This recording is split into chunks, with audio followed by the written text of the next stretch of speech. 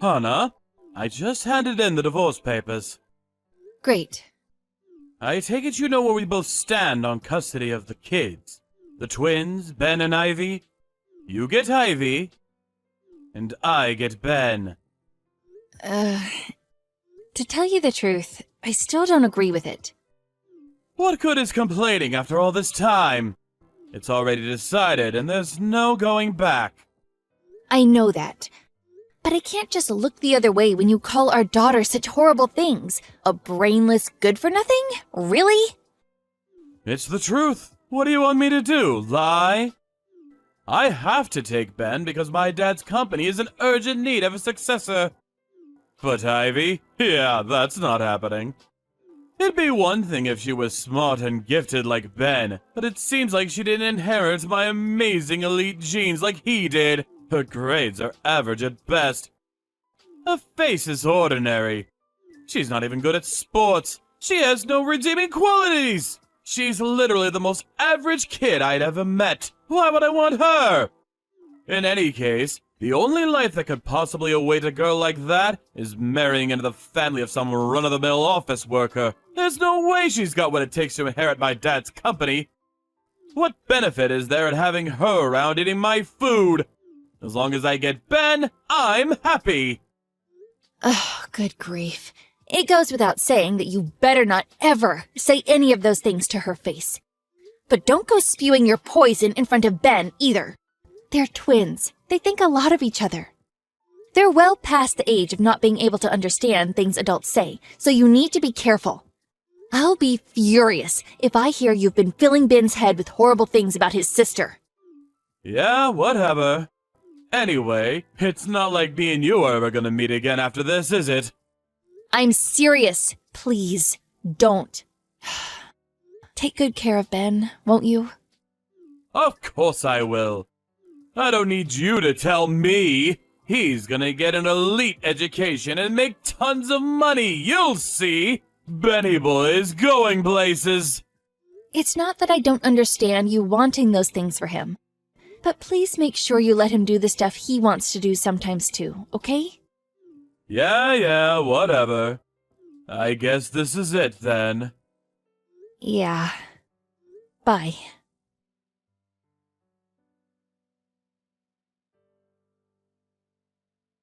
Hey, Mom, is now a good time? Hey, Ivy. Sure, what's up? So I'm heading to the station near college right now. You'll never believe this, but my old dad is waiting by the ticket gate. What? What do you mean? My friend who went home before me sent me a message. Apparently he's going around the station asking every single young girl he sees, "Are you Ivy?" To anyone else, he probably just looks like a sex offender. What the? I carefully continued to the station to see whether it was actually him. And sure enough, of course he looks a little older than I remember him, but it's him. What the heck is that man playing at? Right? After all this time! He was dead set on only taking Ben back then, too. He had no interest in me whatsoever. I remembered like it was yesterday, how he smugly declared, "I'm fine as long as I have Ben," while reclining on the sofa and chuckling to himself like a jackass. Oh, me too, sweetie. Anyway, I need to come home, so I'm gonna enter the station through the ticket gate on the opposite side of the station, the one by the tracks. I'll probably be 1 or 2 trains later than usual. Okay, got it. Make sure he doesn't see you. Be careful, Ivy.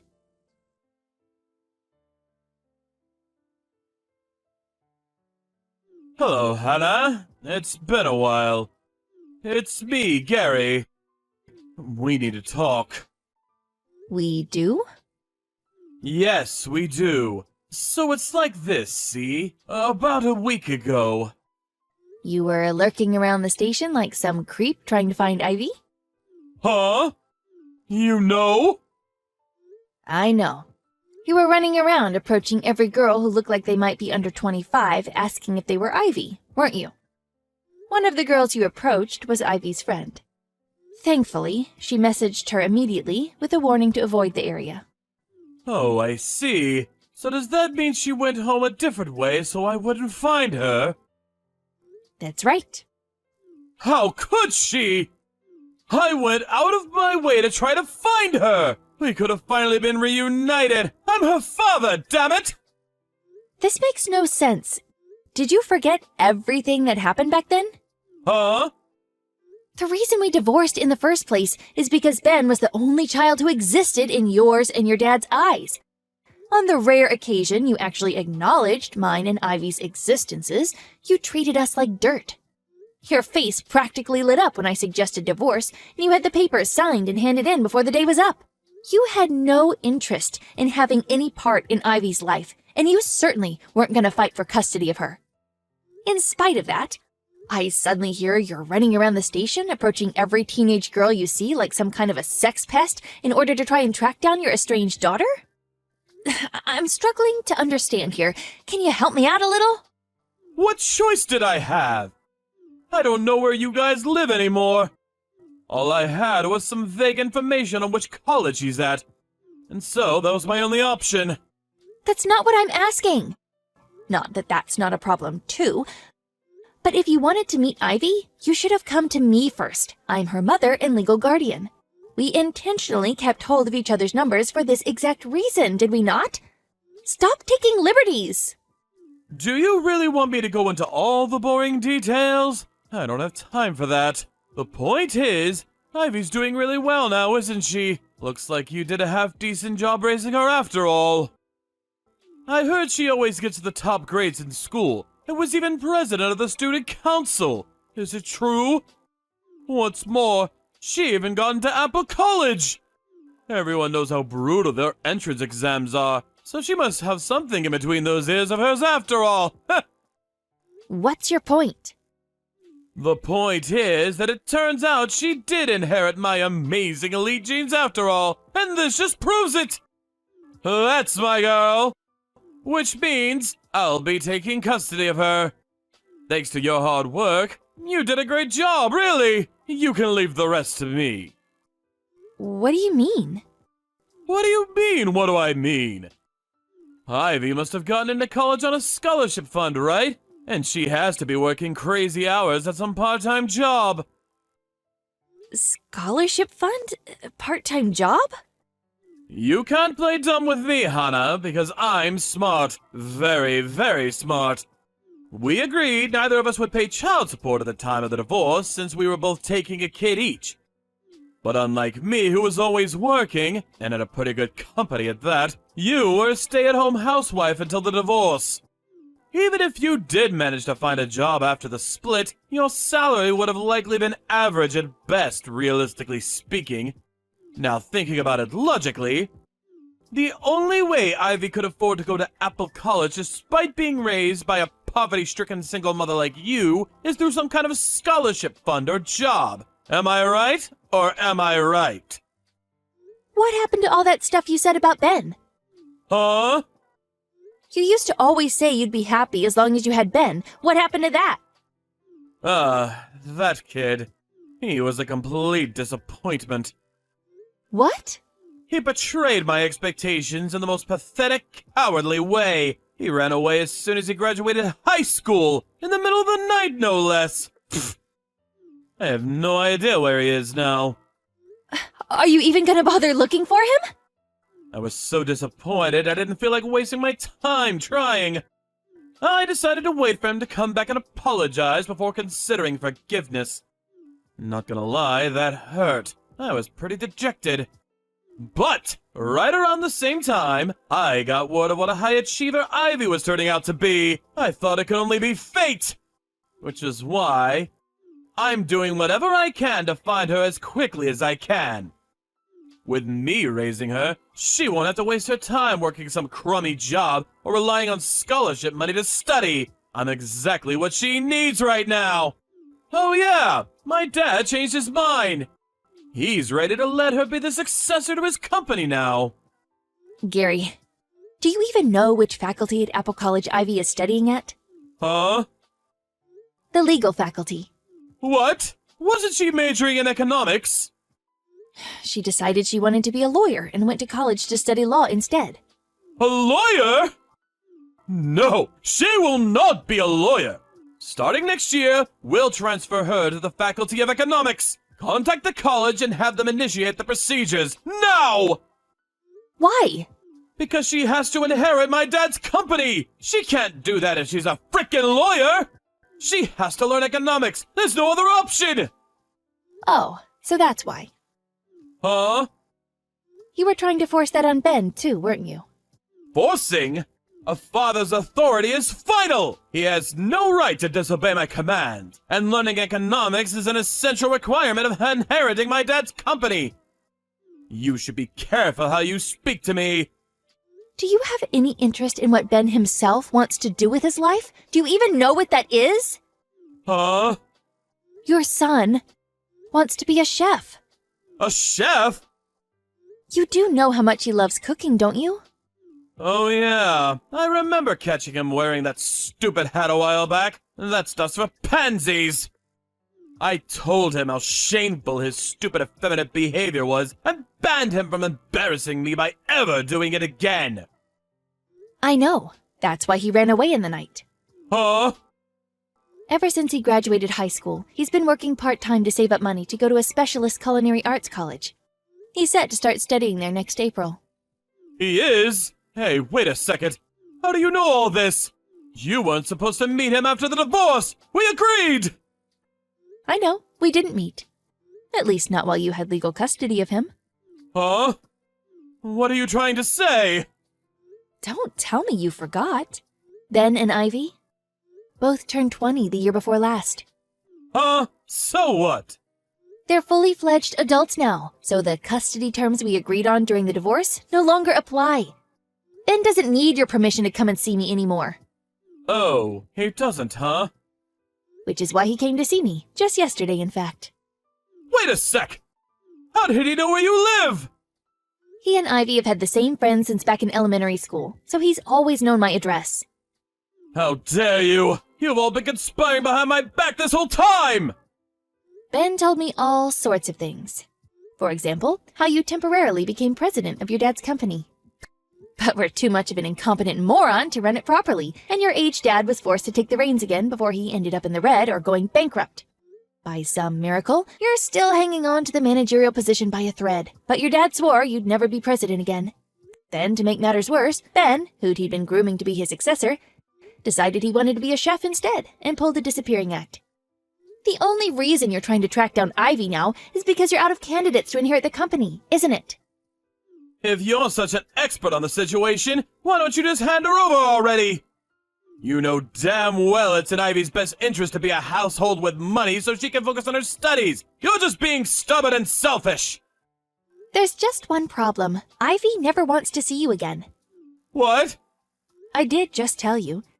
But she went out of her way to avoid you as soon as she heard you were out looking for her at the station.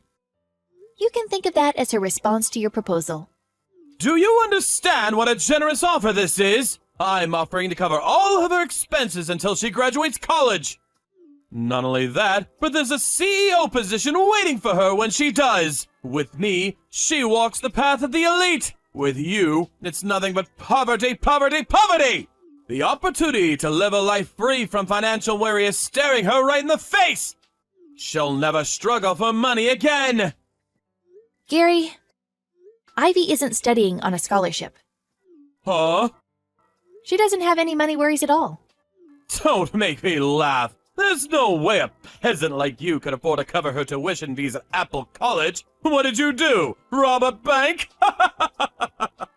You're obviously just making up desperate lies because you're scared of losing her when she realizes how much better her life will be with me. Ah, I've got it. Fine. I don't mind if we get back together. Excuse me? If we do that, you can guarantee Ivy a better life without having to say goodbye. Win-win! No, really. We're doing fine for money. You're clearly putting up a bold front. Tragic. I know that deep down you're chomping at the bit to go ahead with what I'm proposing. You're just too proud to admit it. One thing, though. When I say me and you can get back together, you should know what I mean is, I'll let you be my personal maidservant. Ever since my mom died, we've been forced to hire a maid, which means the finances have taken quite a hit. We could do with some free labor. This is actually perfect timing! I married a lawyer. What? We were introduced through a friend when Ivy was in her second year of high school. Ivy calls him Dad now.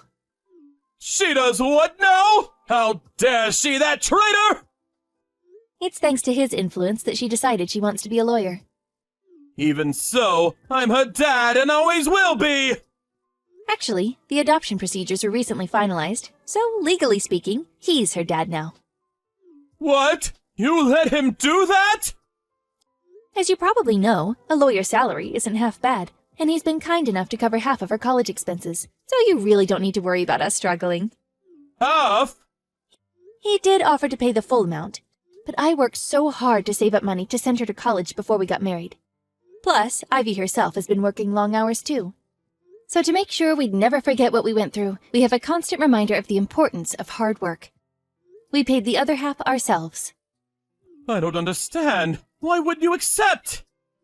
It makes no difference whether you understand or not, so that's fine. Oh yeah, that reminds me. We're currently in talks to start the adoption process for Ben, too. I'll be sure to keep you posted. What? What about me? Who's gonna inherit my dad's company? Why does it have to be a family member? Why can't you pick a successor based on their abilities and talents? Sounds like you could use some fresh blood. Nah, that's not really for me to comment on. Aha! I've got it! I'll let you have Ben. If you give me Ivy, can we do a trade? You still don't get it, do you? Ugh, this is a waste of time. Huh? Ben and Ivy are both adults now, and they're free to make their own choices. I think it's time we block you. No, wait! Please! Just wait! Goodbye.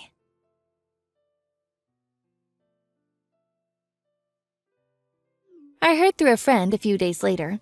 Apparently, Gary's dad told him that if he didn't come home with either Ben or Ivy to inherit the company, he'd lose his managerial position and be demoted to a regular employee.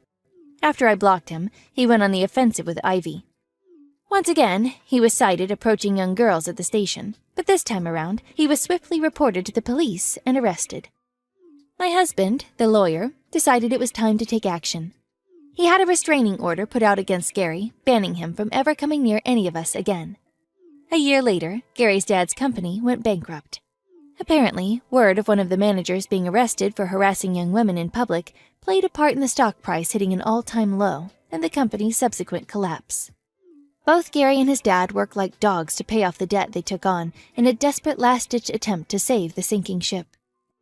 They did manage to keep up with the repayments somehow or another, but due to the fact that neither of them knew how to do housework, their apartment turned into something resembling a bomb site stinking of rotten meat within a month of them moving in. Naturally, reports from the neighbors came in one after the other. Now, no one has any idea where they disappeared to after being handed the eviction notice.